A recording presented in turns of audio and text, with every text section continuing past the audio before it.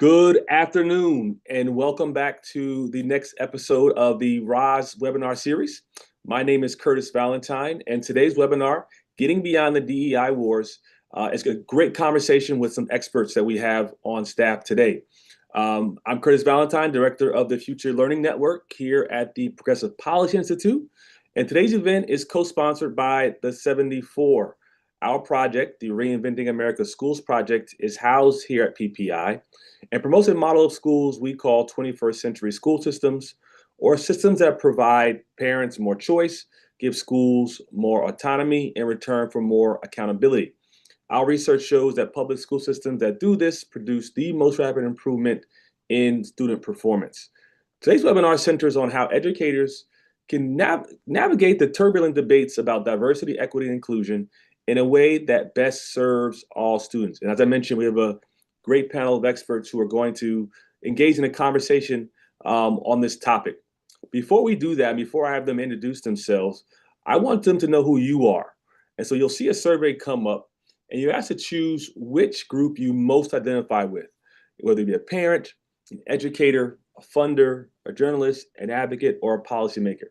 If you're like me, you identify with more than one of these. But as it relates to this particular topic today, as you're listening, which ear are you using as you're moving forward? As you answer that question, I'm going to throw it to my panelists to introduce themselves. They'll tell you their name and what they do. And so we'll start with you, Dr. Stanton. Hello, everyone. Thanks for having me. My name is Paula Stanton. I'm the Supervisor of Culture and Climate at Harford County Public Schools in Maryland. Thank you so much, and glad to have you. Dr. Osborne. Hey, everybody. Thanks very much for having me. I'm Brian Osborne. I'm a professor of practice and educational leadership at the Lehigh University College of Education. And I come to higher education after a near 30-year career in public schools, including serving as superintendent of schools in South Orange, Maplewood, New Jersey, and in New Rochelle, New York. So good to be here. Thank you so much. Glad to have you. Rick, down the hallway, how you doing? Yeah, good, Curtis. Thanks so much for hosting this, and great to see Brian and Paula. My name's Richard Collenberg, and I'm director of the Progressive Policy Institute's American Identity Project, which seeks to help educate students on what they have in common as Americans. I've also written a number of books, some of which I've conveniently placed behind me here, on issues of race and class and school integration in particular. And I've worked with different districts across the country, Los Angeles and New York and Chicago and Charlotte, North Carolina, on school integration plans. Thank you so much, Rick, for joining us today. Before we get into our questions, I do want to get a chance to see the results of our poll to see who's here. And so we have about 2%, about 10%, excuse me, are parents. More than half of those who are listening are educators, which is great. We have a journalist, but also some of those who are advocates for education, presumably at the state and local level. So we're going to jump right in. And we're here today in many ways because, Rick, you wrote a piece called A Way Out of DEI Wars. In that piece, you highlighted issues related to diversity, equity, and inclusion, and included this, in many ways, you believe that this DEI included sort of these ideological litmus tests and often were threatening to academic freedom. But at the same time, you also recommended replacing DEI policies with what you call integration, equal opportunity, and belonging. Something you say is a framework that respects diversity while emphasizing shared American values and economic opportunity for all. That being said, Rick, tell us about what integration, equal opportunity, and belonging is, and why is it better than DEI as we know it and as we've seen it implemented in this country?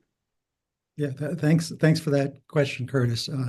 So integration, like diversity, acknowledges that students benefit when they interact, when students of different racial backgrounds, ethnic backgrounds, economic, religious backgrounds come together to learn. They all see deeper learning and are more curious and learn more about the world that they live in. So that's a positive thing. But whereas diversity emphasizes difference, integration, which was kind of the classic term that Dr. Martin Luther King and others used, emphasizes commonality, what we share as Americans, what we share as human beings. And some DEI policies took a more extreme position on difference. And so the Smithsonian famously had a poster that suggested that certain attributes, things like punctuality, were white values. And I saw that same idea included in Montgomery County Public Schools training for teachers.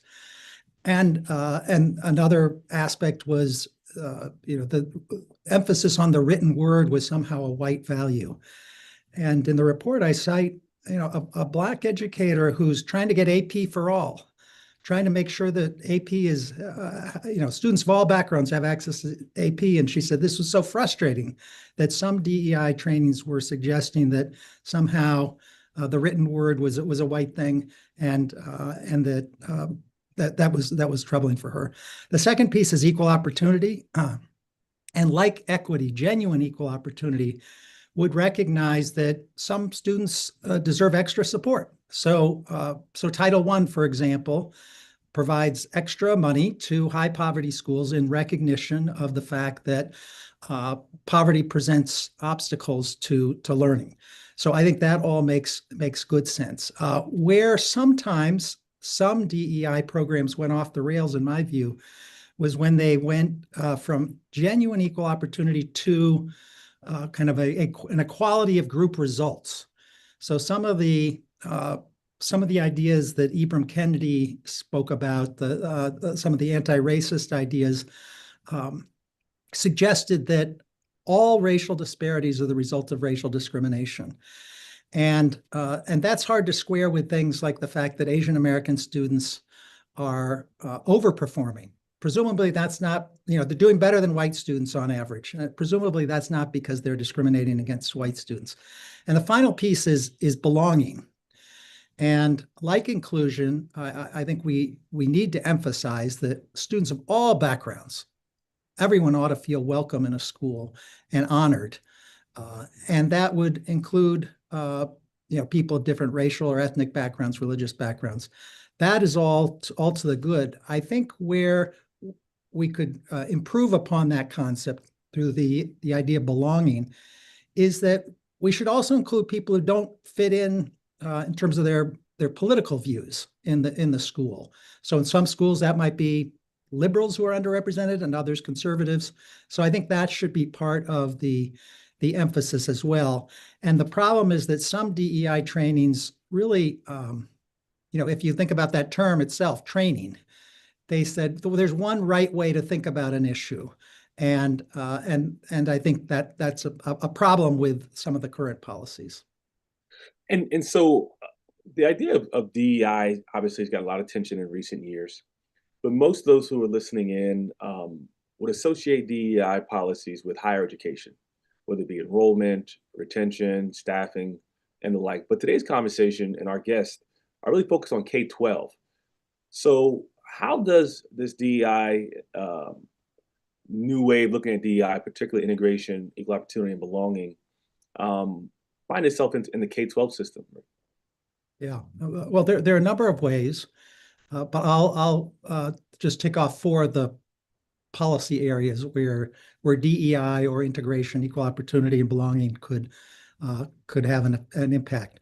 The first is in terms of the trainings that teachers and in some school districts, students partake in. So many of us have been through DEI training. Some of them are good, some of them are bad, but that's common as well for educators and for students.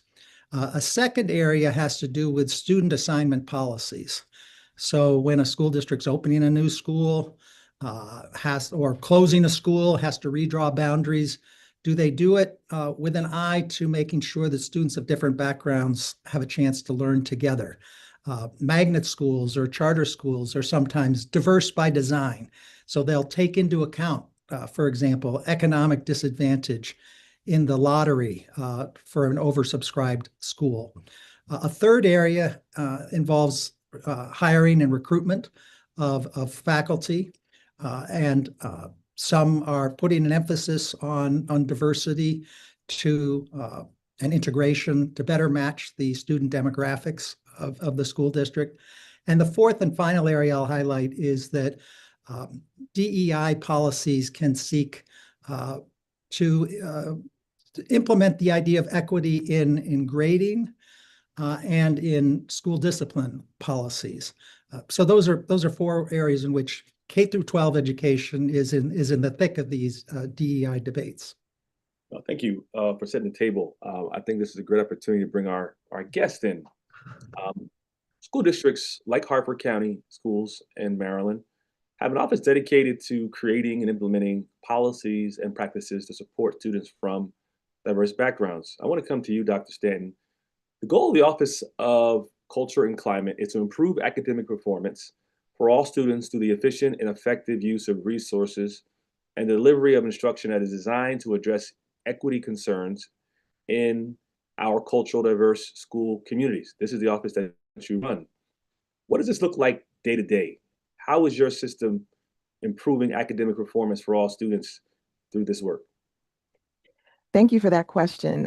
And just to provide some context for Harford County, we are the eighth largest school system in Maryland, and we are north of Baltimore. So we're a suburb of the Baltimore area. And, there's a lot of day-to-day work associated with what we do. But I think our main goal is every district in Maryland has an equity policy, and that policy does focus on some of the areas that were mentioned just a moment ago: academic achievement, culture and climate, educator effectiveness. And so a lot of our work is providing professional learning, sometimes training, if you will, to district staff to ensure that our actions, our words, and our decisions really reflect that notion of belonging and create that for our students. And so I'll tell you right now, part of the real work that I'm doing is engaging with the staff of all of our 54 schools. So my colleague Meredith Helt and I are traveling around to every school, and we're engaging in what we have been calling anti-bias training. We call it training because House Bill 1386, which requires that we have it,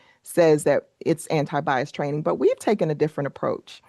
Our approach is really to focus on the students because, frankly, they're the reason that we all are here. And so as we engage in this training, our emphasis is on our student perception data. So when we talk about bias, we look at it through the lens of what our students have told us, through wellness survey data, through culture and climate survey data, through a racism and implicit bias survey that we gave our students twice over the last 4 years, through our discipline data. And so we're looking at what our students are saying to us and how do we make it better for them. But also we're looking at how do we celebrate our successes, because we have seen some success in our data. Our data has improved over the years.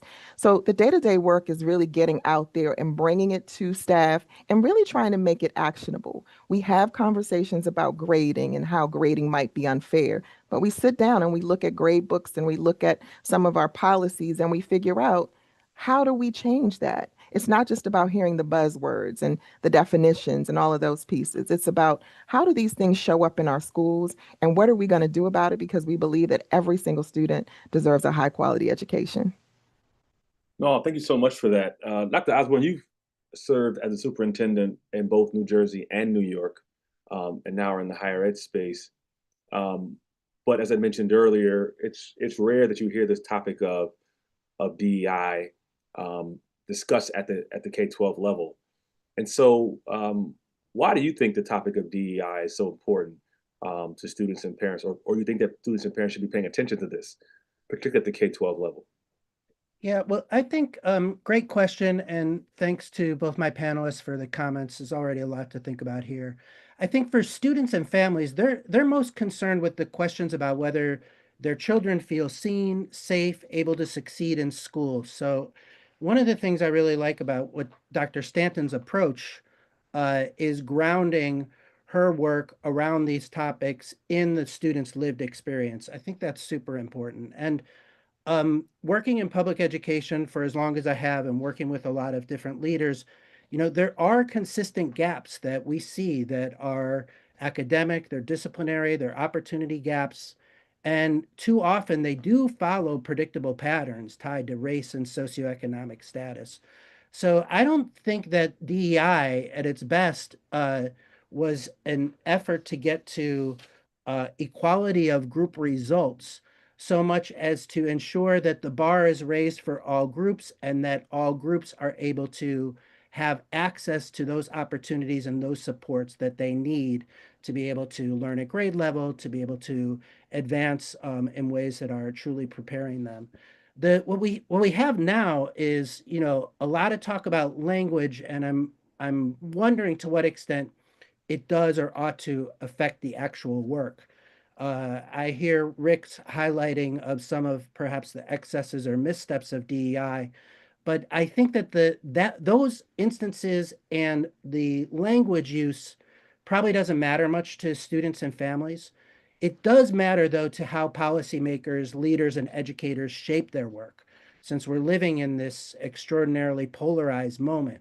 So, whatever the framing is that we think is going to best take advantage of the opportunities presenting themselves today, um, schools deserve the support and the regulatory environment needed to do certain things to actually have um, our public schools be what they need to be and what we want them to be for all students. They need to be able to teach accuracy about our history. They need to be able to address disproportionality and implicit bias and institutional racism in our schools.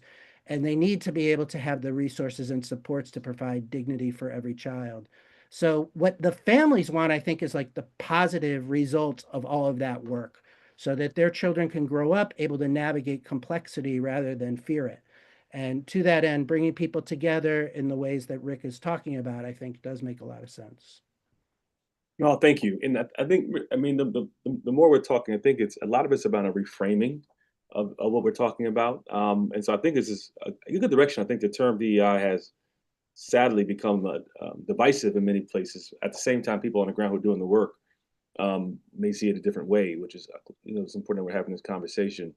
Um, Rick, in your piece, A Way Out of DEI, you highlighted how schools should really rededicate their efforts to creating promising practices that bring students together, students of diverse backgrounds together, to appreciate their differences. And so I'm reminded, I've told you this before, Rick. I don't think I felt more American than when I joined the Peace Corps and I'm living abroad, but connecting with Americans who really drew me to like my Americanness almost because we were all foreign. And I hadn't felt more American in my life than when I left the country. And I was connecting with folks who just had identification about things that we grew up understanding. So it was really bringing diverse people together that we appreciated our differences, but in a way that seemed at the time when we're still connected was founded on our what we had in common. And so, can you share where you're seeing this in practice? These efforts to sort of bring folks with diverse backgrounds together to appreciate their differences at the same time understanding what they have in common as Americans. Yeah, and I love the way you framed that, Curtis. That it's both sides, appreciating differences and commonality as well. And I love your story about the Peace Corps. That's really profound. I've worked with a number of school districts, but one I'll highlight is Charlotte, North Carolina, Charlotte Mecklenburg, and I worked with them and a civil rights lawyer, John Britton, and an education planner, Michael Alves, in 2016 to try to reduce segregation. So Charlotte, there was a study that Raj Chetty at Harvard did on social mobility, and it turned out Charlotte was pretty much dead last out of 50 cities in terms of the chances of a low-income student rising. And a big piece of that was that the schools and the community, the residential areas, are incredibly segregated by race and by economic status. And we were down there in 2016, and actually, I remember distinctly, it was the day after Donald Trump was elected president. And I know we're not supposed to be political here, but some of us were feeling a little down that day. And then the school board voted unanimously to adopt a policy which would say, for their magnet schools, and there were dozens of these schools of choice, you didn't have to test into them, but you just applied.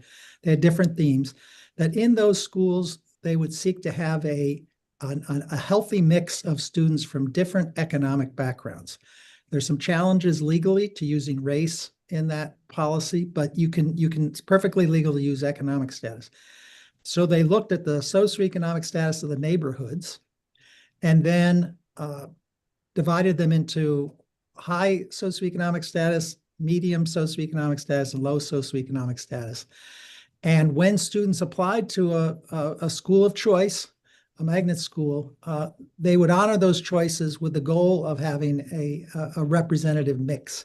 And in Charlotte and in many parts of the country, that also translates into a racial mix, a racial integration.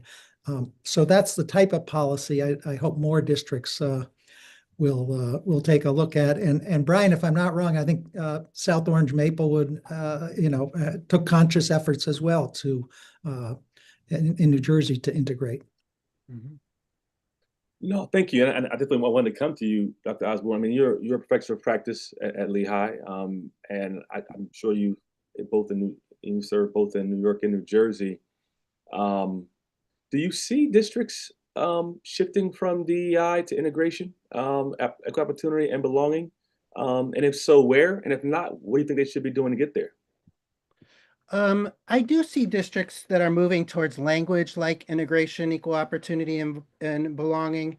And I think that shift works to avoid some of the flashpoints and thorniness that come with DEI and the effectiveness of anti-DEI advocates to sort of demonize the phrase.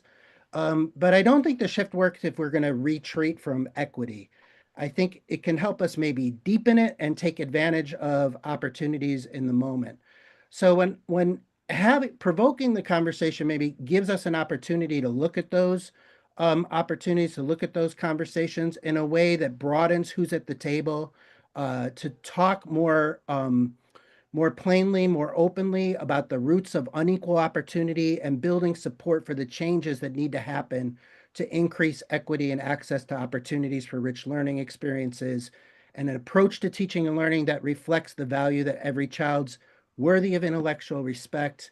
And really importantly, I think, especially when we're talking about like a commonality or a common identity, to me, I think that really has to be predicated on an honest teaching and understanding of our history as a nation, which I think is really being compromised in these times. There's chilling effects towards teachers and how they talk about key aspects of our history, especially our racial history and oppression, and that I think threatens the possibilities of our common identity being one that takes into account the complexity of our nation's history and truly includes everyone.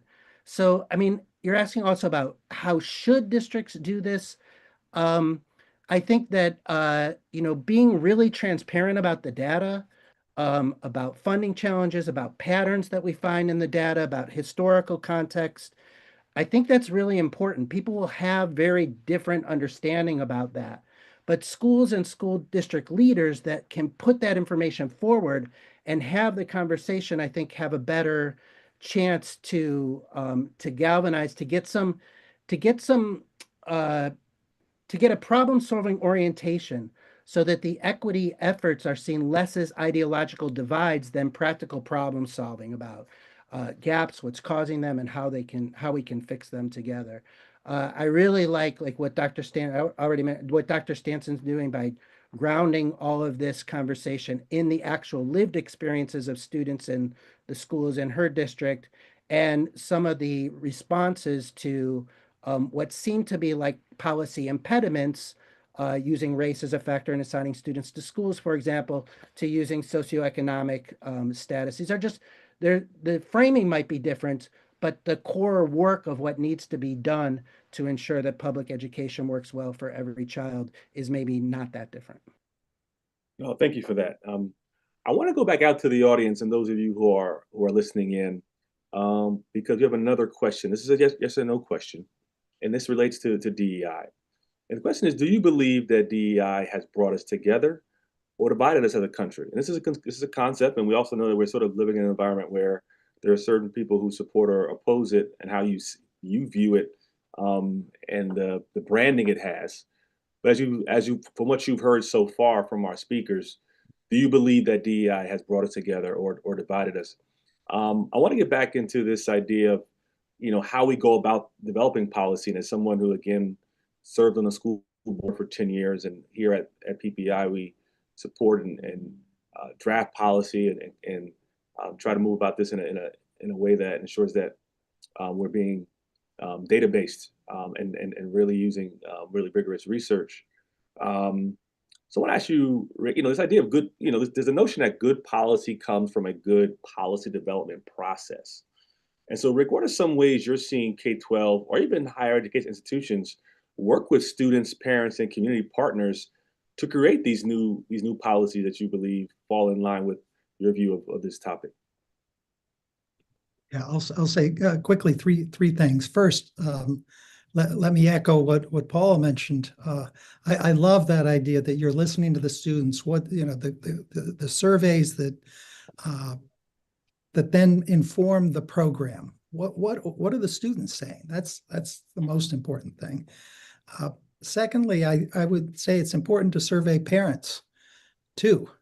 And so in the context, for example, of student assignment policies, I've seen some instances, like in Kansas City, they wanted to integrate the schools, and they created a special school in the heart of Kansas, and were hoping, they spent millions of dollars. They were hoping it would attract students of all different backgrounds. Well, some magnet schools are not magnetic. And this one wasn't. It just didn't work. It didn't sell. No, very few families came in to help diversify the school. And so I think the best districts are those that survey parents. They say, what would be attractive to you? And I'm thinking of a positive example in Hartford, Connecticut, where Hartford is one of the poorest cities in the whole country, and has some really tough neighborhoods. And yet there was a long waiting list of middle-class people from the suburbs who wanted to send their kids to a particular Hartford school because it had a Montessori program, and they knew from survey data that would be attractive. I don't know why, but for whatever reason, white middle-class people love Montessori. And so they made sure to put that program in an area where you would get some kids from the community and others who were coming in from the outside, and that brought about diversity. Final thing I'll say is transparency, I think, is important. A lot of school districts ought to be able to feel proud of their DEI or integration policies and not be ashamed. I have seen so many cases where someone will take a picture of the DEI slides that they find objectionable. It ends up on Fox News. And then that gives the whole enterprise a bad name, because some of this stuff is a little over the line. And so I think just being transparent and saying, here's what we're teaching our kids in our program. And then that serves as a check to make sure, well, is this something that we'd be okay with if it were on Fox News? And I think transparency would be a big step forward. Thank you. I'll just say, Black parents love Montessori too. My wife and I sent our kids to Montessori. There were 3 Montessori schools in Prince George's County, oversubscribed, but I think it's sort of an understanding of the concept, and it does take a little bit of trust, because it's really not the way any of us learned. But data shows that students who do Montessori of all races just do well, end up successful, particularly in STEM. Can I add to that, Curtis? You're not only are you absolutely right, but there was a professor at Yale who found that if you did educate communities about what the program looked like, you could get a great broad cross section of students. I was relying on a bit of a stereotype there. No, I mean, in that community, that could have very well been right in that community. You're right. Dr. Stanton, your office manages the superintendent's task force on culture and climate. That includes diverse community leaders who meet regularly, several times per year, and serve as advisors to the superintendent. The task force is charged with making policy recommendations. Why is the process of making policy using this task force and others important? And why have y'all made this a priority in your district? Yes, so the task force, it was actually called the Task Force on Equity a few years ago when it was started before my tenure, and I've been here for the last 6 years. The development of the task force was really to create the equity policy that I mentioned earlier. So I don't know if I said this before, but we are a conservative district in a blue state. So I know we're not talking politics here, but I do think it's important for us to understand our context. And so that task force was really designed to create that policy, but it's important to include all stakeholders because experience has taught us, frankly, that doing things with people is more effective than doing it to them or for them. And so, what we have always tried to do, and I think we can do a little better in the future, is invite our stakeholders. That includes parents, that includes students who are on the task force, that includes principals, it included teachers and other staff members. And in addition to that, over the last couple of years, it included board members, which is a unique perspective, I think. And so, as we were thinking about, how we approach issues of equity and challenges that we were facing, we wanted to make sure that no voices were left out. Now, I will say the timing of the meetings didn't allow for the number of people to participate that we probably would have needed to have, a more solid representation, I would say. But I think the opportunity to hear multiple perspectives that were different from ours. We have some people who have conservative views in that group who can share with us, this is what we are thinking. This is why we don't like this policy or this piece of the policy. And it's a great opportunity for us to hear that because a lot of times we realize that the common ground is that we all want the best for our students. We differ about how we get there, but if we focus on that common ground and realize that we have the best intentions for our students, I think it allows us to do a much a greater service to the students that we serve. And so any any committee or group that we are convening, we try really hard to include our students and all of the stakeholders that I mentioned because their voices are just as important as any. Oh, thank you. Dr. Osborne, you again, you were there in South Orange, Maplewood. I have friends who live in that district even today. And so you understand, obviously, the role of parental engagement in the policy development process. But when it comes to this topic of integration, equal opportunity, and belonging, how should districts be working with families to create policies related to this topic? Yeah, great question. And I mean, I think all leadership is contextual in the particularities of that school community. So, for my experience, and I think Dr. Stanton spoke really well about stakeholder involvement and getting all the voices to the table. In my experience of leading districts that already took pride in their racial and socioeconomic diversity and integration in the wider community, bringing some data to the table, bringing some transparency to the table about how we might have a community that looks integrated and feels reassuring about our moral values, about what America could be, about the things that Rick talked about, what brings us together, and the positive of learning together and the way that that expands everyone's knowledge. Well, let's also look at that data and let's look in terms of outcomes and let's not shy away from the disparities.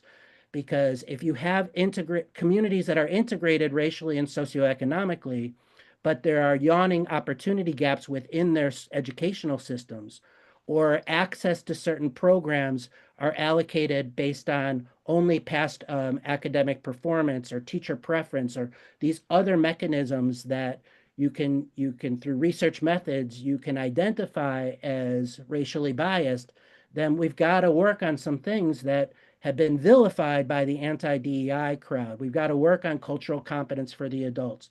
We have to work on implicit bias training. We have to work on social emotional learning, and we have to look at disparities in outcomes not as something that's troubling to us when those disparities in outcomes are so predictable and correlate so closely to race and outcomes. And your last survey question was, well, do DEI efforts divide us or do they bring us together? So if you have a racially integrated, socially, economically integrated community that's favoring the, on average, wealthier white population and their kids because they're finding pathways through those schools that are of super high quality, but there's also pathway through those schools that are not of such high quality, that don't have the same level of expectations and supports, then it might look to certain people like you're raising DEI issues are divisive. But raising the DEI issues are just reflecting the reality that people have too long accepted as a condition. So I think that leaders in situations like that, and that's not applicable to all situations, I realize, but leaders that are in situations like that have an obligation to problematize what had been long accepted as a condition. These should not be conditions. These should be problems that we need to galvanize the entire community to move forward and make changes and interrupt the patterns. A lot of the policy making implications, then, the bringing people together to having these kind of conversations, you also need to have some skill in managing conflict and using power, because too often many parents are going to think of their educational opportunities as a zero-sum game.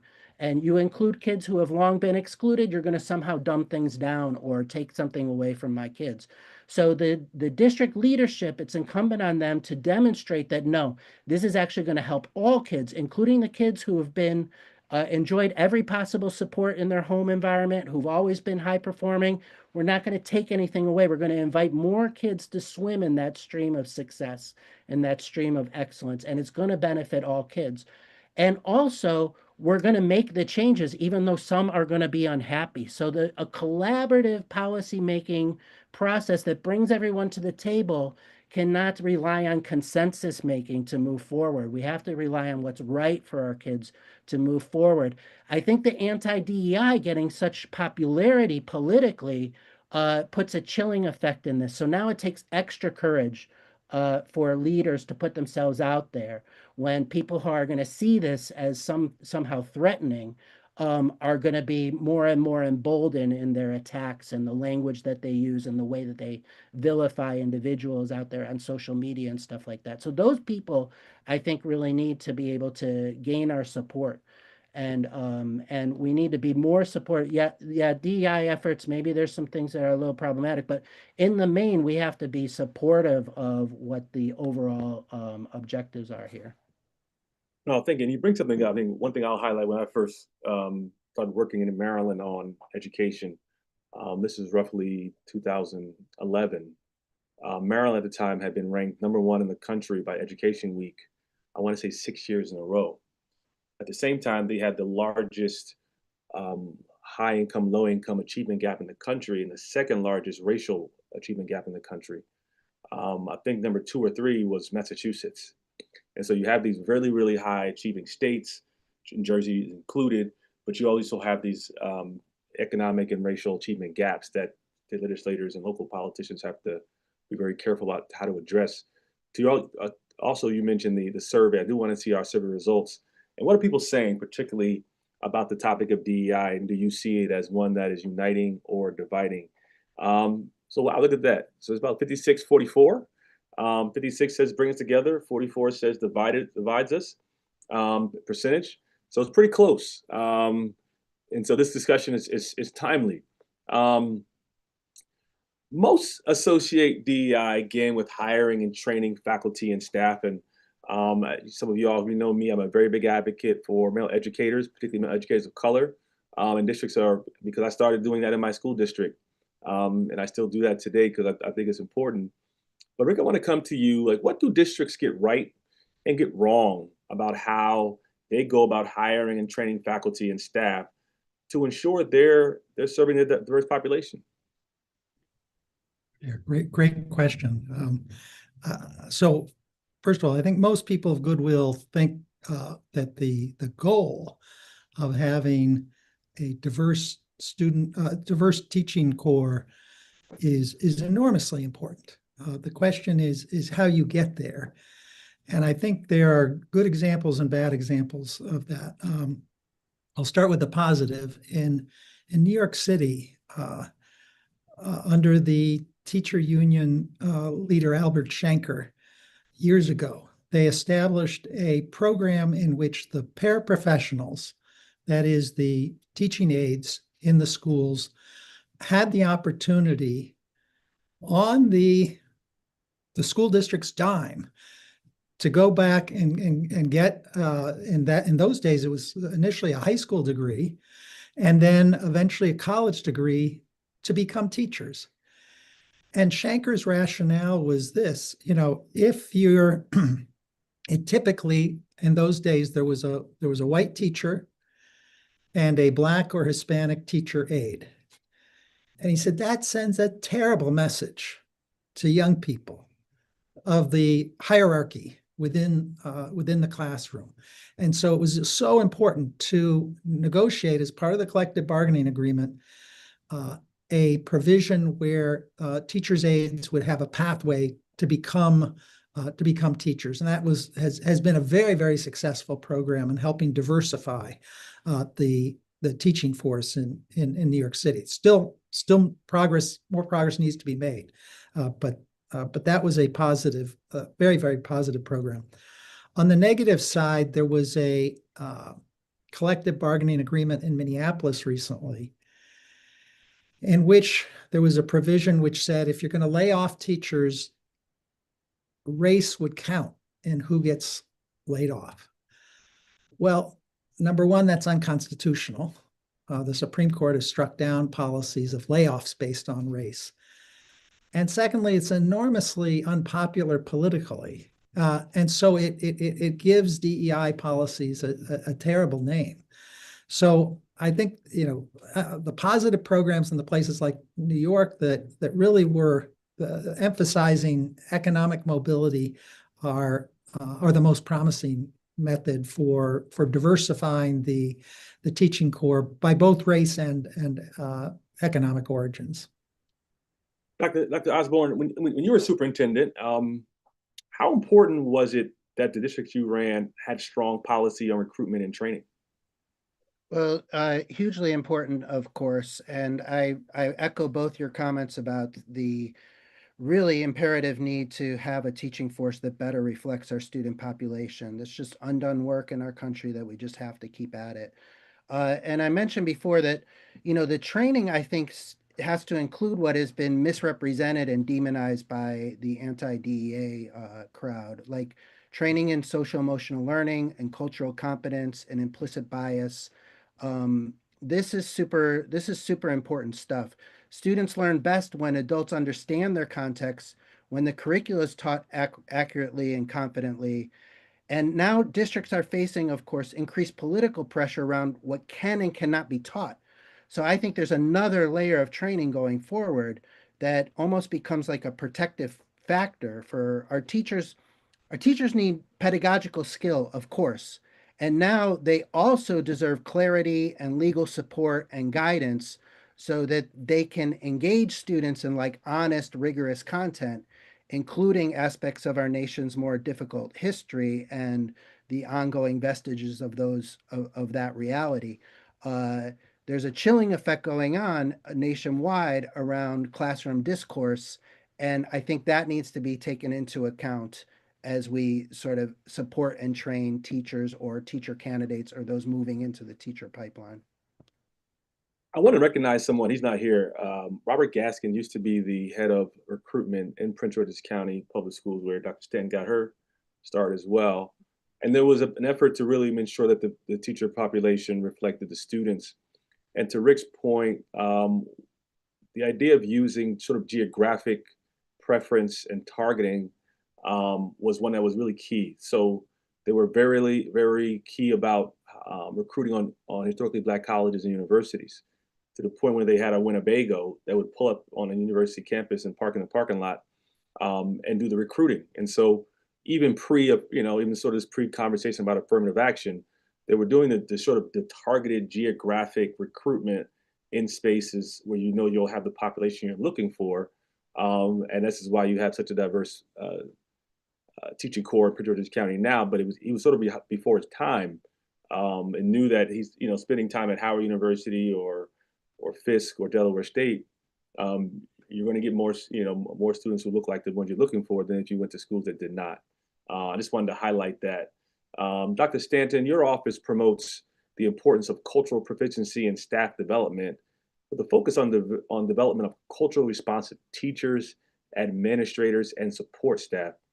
Why have you all made this particular part of your work a priority? Thanks for that. And I do have to fix something because you're going to get me in a lot of trouble. I got my start actually in DC public schools, where I'm originally from. Well, And then I transitioned to Prince George's hold on. I'm County. the moderator here. We're talking about Prince George's County now. I know. DCPS, I got you. And it was and Prince George's County was a lovely place to work, by the way. Oh, we Met appreciate some you really there. great people there. But yeah, we've prioritized it because we recognize that it is important for our teachers to consider our students' backgrounds and identities as assets and to use those to make the instruction relevant, to make it meaningful for our students. A lot of Dr. Osborne's points really resonated with me about the importance of reflecting on our biases, and culturally responsive teachers are reflective. They reflect on, how they grew up, and then they look at whether the decisions they're making are the right decisions for the students that are in front of them. And so they're constantly reevaluating that all the time. We happen to be in a school earlier today, where we were talking to people and asking them to do such a reflection about where cultural awareness shows up in the schools. And they were very thoughtful about some of the ways they have transformed celebrations in their building, because what they heard from their families and teachers and students was that this doesn't work for us. For example, celebrations of holidays and things like that. When they would say this doesn't work for us, the school then is being responsive to their needs and is reframing what those celebrations look like, so that more people who don't always agree on values and politics and other things, but are willing to come to the table and say, you know what, I feel safe in this space, even though we don't agree on everything. There is a space for me here. I belong here. So we prioritize that for the benefit of our 38,000 students, because there are so many, and culture isn't just about race. We know that, right? Because what I'm talking about now really was based around some religious differences. But I think continuing to prioritize that, we have to be really clear that cultural responsiveness is not just for Black students. It's not just for Hispanic students. It's for every single student, because we all belong to one or more cultures. And so we've prioritized that because the need is strong. Thank you so much for saying that. I do want to ask one more final question to our audience. We have one more poll question I want to pull up. And this kind of gets to the gist of our conversation, which is, do you believe we should move from this emphasis on DEI to a more integration, equal opportunity, and belonging model? This is a yes or no question. We'd love for you to answer that before we go. Rick, in your piece, A Way Out of DEI Wars, you highlight the importance of schools promoting ways students can learn what they have in common as Americans. This is obviously the center of your work on the American Identity Project. What are some examples of how schools can promote a common American identity amongst its students? Yeah. First of all, I'll say, just so the audience knows, the panelists are not allowed to vote on these questions, because you probably can guess how I would have voted on this last one, but not stacking the deck. So, this is a huge problem in America, stepping back from the schools, that we don't emphasize what we have in common. So on the far right, you have some people who are claiming that there are those who are more American than others. It depends on how many years your family has been here, on your race or your religion. And that's, to my mind, a deeply un-American way to look at American identity. And then some of my friends on the far left have taken a healthy emphasis and pride in racial identity to an extreme where there isn't, it eclipses what we have in common as Americans. And so I think it's enormously important that schools be at the forefront of pushing back on these very identitarian concepts on the extremes, right and left, because I think it's important for schools to teach that what makes someone an American is not their race or their ethnicity or their religion or how long they've been here, but rather attachment to certain ideals, the ideals of liberty and equality that are the highest aspirations of the Declaration of Independence and the Constitution. Like Brian said, I want an accurate teaching of history, and so we have, for many centuries, not fully lived up to, still to this day, don't fully live up to the ideals. But teaching students those common American values in a way that all students can see themselves. So it's not just, white people who can identify with Thomas Jefferson, but also teaching about how Frederick Douglass and Dr. Martin Luther King called on the Declaration of Independence, expanded its meaning to include all of us. So I think that's what's essential, and it needs to be done in every grade. It's too late, in my view, to wait until high school civics classes. I think it needs to be embedded in all the curriculum throughout a student's career in schooling. Rick, I hear what you're saying, but I think there's some who may say that, well, in many cases, in many districts, we have teachers, staff, faculty who may not have a common identity. And so I want to come to you, Dr. Osborne, Dr. Stanton. Should districts first build this common identity amongst educators and staff first, or how can we go about this so that when I see my colleague, particularly someone's on my same team, I remember that was really key. The research shows that connection to folks on your team has as much as impact on student achievement, in some cases as parent income. And so what are your thoughts on like how we build this common American identity amongst faculty and staff in the districts you all serve in? Anyone, you all can go first, Dr. Stanton or Dr. Osborne. Dr. Stanton, you want to? I'll let you go ahead and then I'll come after. All right. I have a thought about this. I mean, I certainly agree that cultivating a sense of shared identity can be a way forward, but it's a big but, if and only if the foundation is honest and inclusive. We know that history is often written by the victors, and if we move to build a common identity without attending carefully to which stories have been centered and which have been marginalized, then we end up reinforcing old power dynamics rather than overcoming them. The framing of the experience and the history that would serve as the basis for notions of common identity. I mean, I like the set that you laid out as illustrative examples, Rick, and it has to go much further than that, of course. And unfortunately, it's fiercely debated in the culture wars. I mean, if you just witness like the 1619 Project and the 1776 Commission, and they're like visions for what we would think of as our American identity, we got a lot of work to do. And in that work, I think that this is only a really powerful way forward if it's undergirded by intellectual honesty and a full understanding of the complexity of the American story, especially the racial and oppressive aspects of that complexity, in a way that also, yes, grounds ourselves in some of the ideals that are in founding documents and in our highest aspirations. Yes. And so I have to sort of qualify my enthusiasm for the approach by saying it depends, and it depends how it's predicated to me. That's my perspective.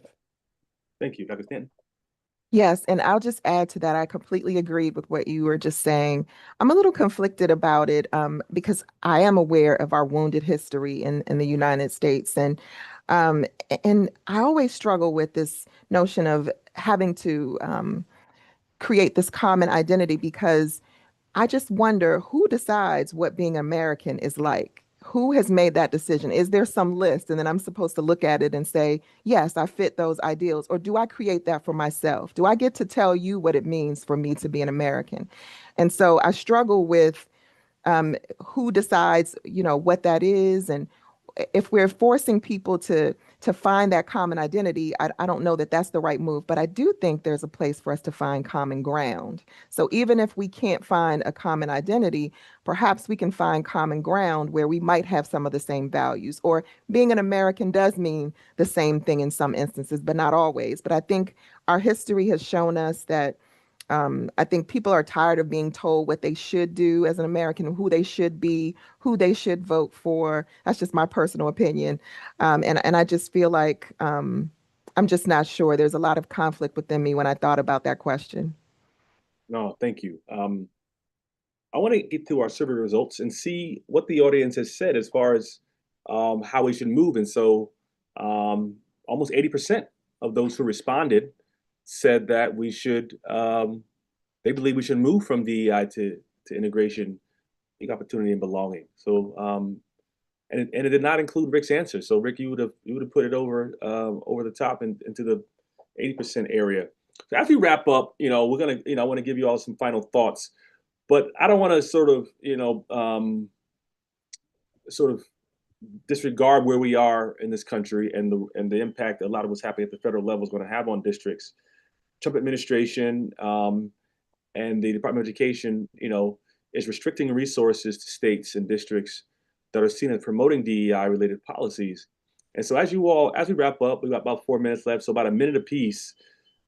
As you're talking to school districts or in your own district, how should district leaders be preparing themselves to comply with federal policies? And we can start with you, Dr. Osborne. All right. So I think districts need to do two things at the same time. First, of course, comply with federal requirements, but also importantly, hold firm to the educational principles that actually help students learn. And we're in a different moment in time right now. The anti-DE efforts really gained momentum centered on Virginia and that 2021 governor's race. And we see what's happened recently. So I think, districts should double down at this point in time and focus even more intensely on ensuring that public education reflects accurate history, supports for all students, and attentiveness to disproportionality that is the vestige of institutional racism. Dr. Stan, what's your recommendation about going about complying with federal policy in this day and age? Definitely comply with federal policy, know federal policy, stay abreast of new cases and decisions that are coming down, because they're coming down quickly and they're impacting us in important ways. And I think the biggest thing that I am a proponent of is centering our students every single time, and not just the ones that are the majority, every single one of them, and thinking about how our policies might impact every single one of the 38,000 students in our district is how we are trying to focus our efforts in Harford County. I think hands down, if we stay centered on them, we're going to more likely do the right thing for them. Thank you so much. I'll give you the final word, Rick. Yeah, well, first of all, I love this question because I've been tough on my friends who are further to the left with some of the extreme DEI policies. But this question lets me be very, very clear. What Donald Trump is doing in this area, I think, is highly destructive, telling school districts exactly what they need to do. I would agree with Paula. There's a distinction. There's the stuff that's a part of the law that needs to be followed, and that includes the U.S. Supreme Court saying you can't use race in certain circumstances.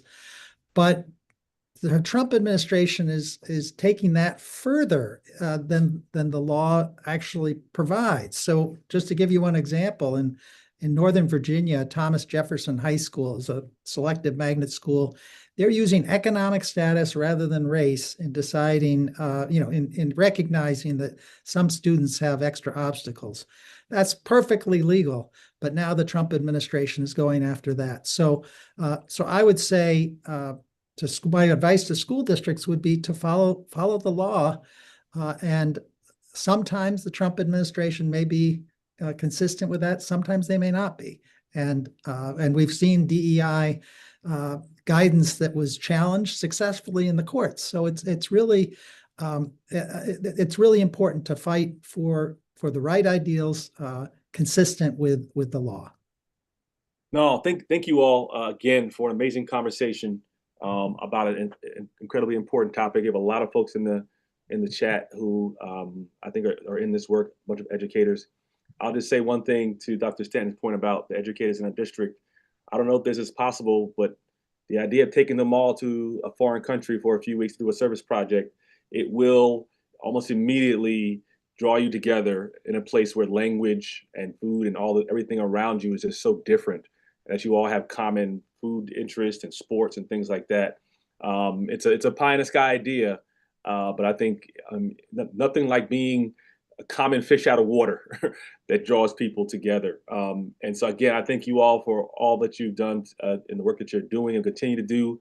And thank you all for joining us for today's episode of our webinar series. Today's topic, Getting Beyond the DEI Wars. Continue to follow the work of Rick Hallenberg. You can see the article on our website. You can read more about what he's doing. And thank you, Dr. Stanton, Dr. Osborne, for all the work that you all